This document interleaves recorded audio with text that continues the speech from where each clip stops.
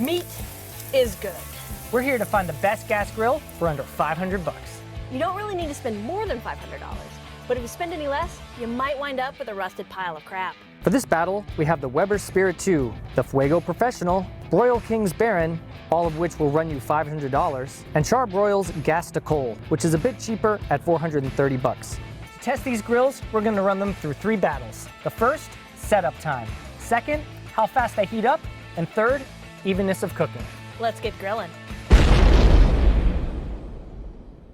It should take as little time as possible to slap on any grates or other parts you may have cleaned, connect the propane, and get cooking. I mean, I could probably do it. Good, because you're going to. I've done it plenty of times, so let's have Crayons give it a try. First, the Weber. Does not seem very hard. Thank you for the help. Next, the Charbroil. Now, the FUEGO. I'm gonna die. Don't pinch my fingers. Small children, do not set this one up. And finally, the Broil King.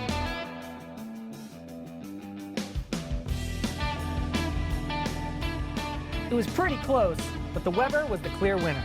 Which is perfect because it was also my favorite to set up. The propane tank is right there on the side, so it's really easy. There's no doors to mess with. I can just look and see if the propane tank is actually off or on. And there are only 2 grates inside and 5 flavor bars, so I just drop them in and go. But now that we figured out which is the fastest to set up, we have to figure out which is the fastest to heat up.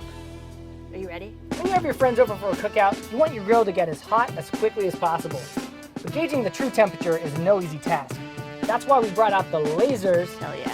To see which one of these grills gets to 500 degrees the fastest. While he heats up, I'm gonna cool down.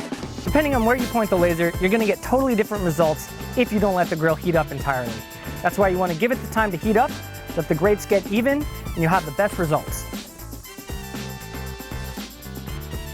As you can see, the FUEGO is getting hot a lot faster than the competition. So if you wanna get your burgers done even faster, the FUEGO's your fire. And where's my burger?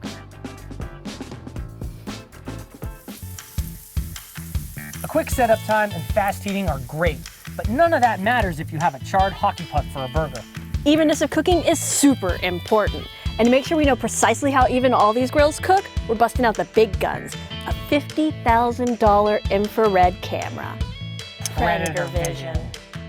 Putting bread across the grates, and this will be able to tell us exactly where all the hot and cold spots are.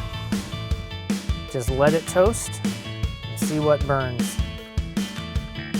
This is like a major hot spot right here, it looks like. And I'm curious to see what the FLIR will tell us.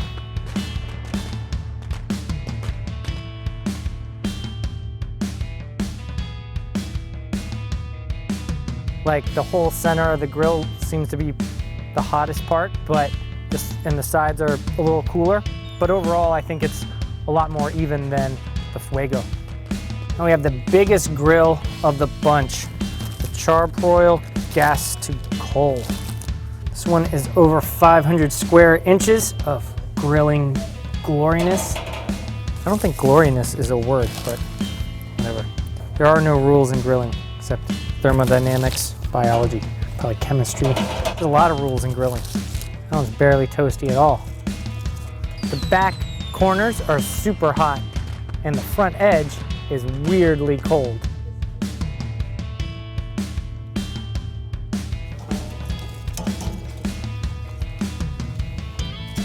These aren't quite as toasted as all the rest, even though the time is exactly the same. But this one took the longest to heat up to 500 degrees. It's logical that this is going to be less toasty. Pretty consistent, but just not that hot.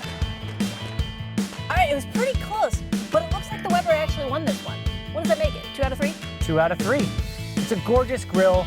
It sets up super fast. It may not be the fastest to heat up, but it clearly cooked more evenly than any other grill. For 500 bucks, this is the grill to beat. And now I'm going to finally make some meat on it. Hell yeah.